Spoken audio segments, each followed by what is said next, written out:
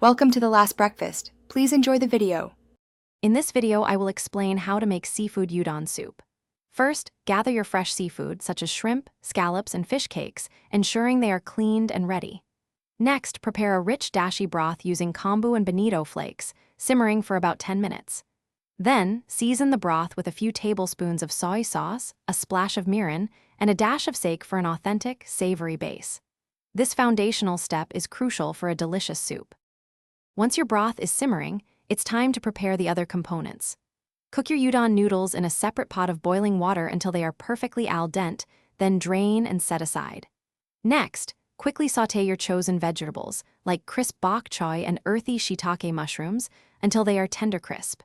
You can also blanch some fresh spinach or other leafy greens for a pop of color and added nutrition. This ensures everything is cooked just right. Now for the exciting part. Assembling your delicious seafood udon soup. Carefully add your prepared seafood, like shrimp and scallops, to the simmering broth and cook until just opaque, which usually takes only a few minutes. Next, arrange the cooked udon noodles and sautéed vegetables neatly in a large serving bowl. Finally, generously ladle the hot, aromatic broth over all the ingredients, ensuring everything is submerged and warm.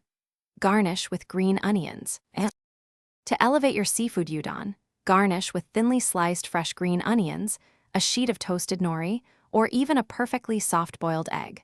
Serve your soup immediately to enjoy the noodles at their ideal texture and the broth at its peak flavor. This dish is perfect for a comforting meal any day of the week.